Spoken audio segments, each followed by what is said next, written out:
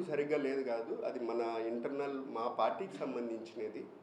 పనితీరు అని కాదు, మాకు ఒక ప్రోటోకాల్గా పెట్టి ప్రతి అందుబాటులో ఉండాలనే దాంతో కార్యకర్తలకు అందుబాటులో ఉండాలి. అది పార్టీ విషయం, వాళ్ళ పనితీరు మీద కాదు, అది పార్టీ పనితీరు మీద.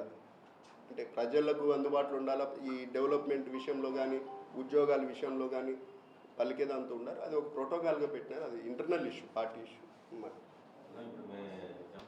ఇప్పుడు బీజేపీ పార్టీకి సంబంధించిన ఎమ్మెల్యే ఒక సైడు, రెండోది ముఖ్యమంత్రి స్థాయిలో 2 రోజుల కిందట ఎమ్మెల్యే గారు కలవడం జరిగింది.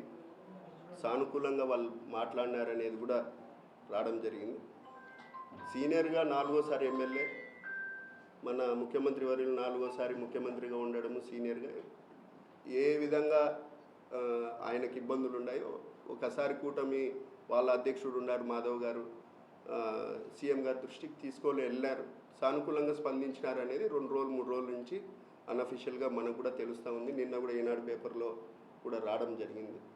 చూద్దాం ఏం జరుగుతుంది. బీజేపీ ఎమ్మెల్యే కూటమి కాబట్టి కొంచెం మనం కూడా ఆలోచన చేసి మాట్లాడాలి, ఏదైనా మాట్లాడాలి. అంటే పార్టీలో ప్రాధాన్యత తక్కువగా ఉంది అనడంలో జమ్మలమడుగు నియోజకవర్గంలో ఎస్పెషల్లీ టీడీపీకి బీజేపీకి మధ్య ప్రాధాన్యత కనబడింది అనుకోవచ్చా ఆయన మాటల్లో? ఆయన వాళ్ళ ఇంటర్నల్ వాళ్ళ పార్టీ వాళ్ళని కూడా విమర్శించడం జరిగింది. మనకు ఇంకా జమ్మలమడుగులో కూటమి దిగ్విజయంగా ముందుకు పోతుందని నాకు నిస్సందేహంగా చెప్పగలను. ఎందుకంటే నేను కూడా అక్కడ పాత్ర పోషిస్తున్నా కాబట్టి కూటమిలో ఏదైతే ఉండాలనో డెవలప్మెంట్ విషయంలో మరీ ముఖ్యంగా ఎక్కడే కానీ అటువంటి లేవు. పార్టీ పరంగా వాళ్ళ కొన్ని విషయాలు ఉంటాయి, మనకి కొన్ని విషయాలు ఉంటాయి. మన పరంగా మనం స్ట్రాంగ్గా ఉండాలి.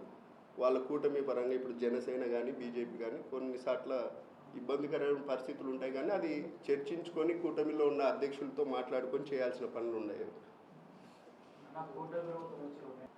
నాకు కొన్ని విషయాలు జరిగినట్టు ఏ పార్టీలో ఉన్నా ఎవరు ఎక్కడ ఉన్నా కూడా అది ఖండించాల్సినటే. అది కాకుండా మన ప్రభుత్వం కూటమి ప్రభుత్వం వచ్చిన తర్వాత ఈగల్ టీం అని చెప్పి గంజాయిని పూర్తిగా లేదా ఏదైతే ఆకతాయిలు ఉన్నారో వీళ్ళందరినీ కూడా కఠినంగా శిక్షించే విధంగా మనం జరిగింది. ఒకటి మైలవరంలో జరిగినాయి, లేదా ఒక చిత్తూరు జిల్లాలో జరిగిన, ఒక సైడ్ రాజమండ్రిలో జరిగిన, తక్షణమే కొన్ని ఇమీడియట్ యాక్షన్స్ భయం ఉండాలా ఇటువంటి చర్యలు చేపడితే అనే ఉద్దేశంతో సీరియస్గా తీసుకోవడం జరిగింది. నారా లోకేష్ బాబు గారు కూడా స్ట్రైట్ ఫార్వర్డ్గా ఇటువంటి విషయాలలో బిహేవ్ చేస్తున్నారు.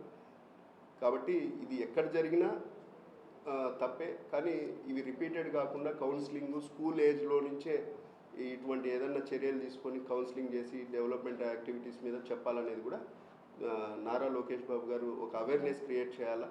ఇది మనందరి బాధ్యత కూడా, ప్రతిపక్షము అధికార పక్షము మీడియా వాళ్ళది. ఎందుకంటే మహిళలు చిన్నప్పటి నుంచి గుడ్ టచ్ బ్యాడ్ టచ్ అనే విషయం దగ్గర నుంచి కూడా పూర్తిగా నేర్పిస్తే ఒక అవగాహన ఉంటుంది. ఇది ప్రజలందరూ చేపట్టాల్సిన బాధ్యత. గవర్నమెంట్ మరీ సీరియస్గా తీసుకుంటుందని కూడా ఈ సందర్భంగా తెలియజేస్తాను.